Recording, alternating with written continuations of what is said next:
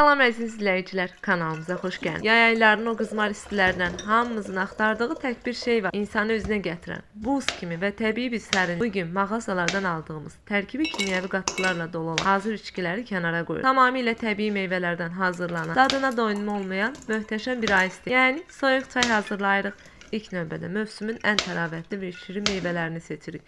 Mən bugün çayımıza xüsusi rəng və turşməzə dad qatması üçün gavalı və şaftalı seçdim. Meyvələrin incə və səliqəli dilimlərə ayırmağa başlayırıq. Dilimlərin çox qalın olmamasına diqqət edin ki, meyvələr öz şirəsini və vitaminini suya daha rahat ötürə bilsinlər. Dadı tamamlamaq üçün, içkiyə əsl yay təravəti qazandırmaq üçün növbə bəzi sehirli toxunuşlarındır.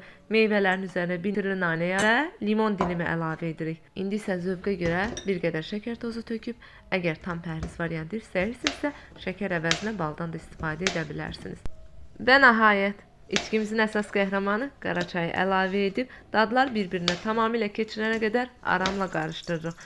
Qrafini soyuducuya göndərib 3-4 saat gözlədirik. Kifayət qədər soyuducuda dincələn dənələrini və meyvə qalıqlarının bardağa düşməməsi üçün onu incə bir süzgəcdən keçirərək başqa bir qrafinə süzürük. Baxın, rəngin gözəlliyinə diqqət edin. Tamamilə təbii, şəffaf və iştah açan bir rəng alınır. Son olaraq ən möhtəşəm an gəldi. Servis mərhələsi geniş bir bardağın içərisinə bol-bol buz parçaları, çünki bu çay buzlu olanda öz dadını tam bütöv ortaya qoyur. Hazırladığımız meyvəli çay buzların üzərində süzürük və bardağımızın kənarını incə bir limon dilimi ilə bərkidərək vizual görüntünü tamamlayırıq. Həm göz oxşayan, həm də yay istilərinə bədənimizi buz kimi sərinlədən təbii içkimiz tam hazırdır. Mütləq yoxlayın və fikirlərinizi şərhlərdə bölüşün. Bu cür asan və ləzzətli reseptlərin davamı üçün səhifəni izləməyi alın. İzlədiyiniz üçün təşəkkür edirəm. Hələlik yeni videolarda görüşənədək.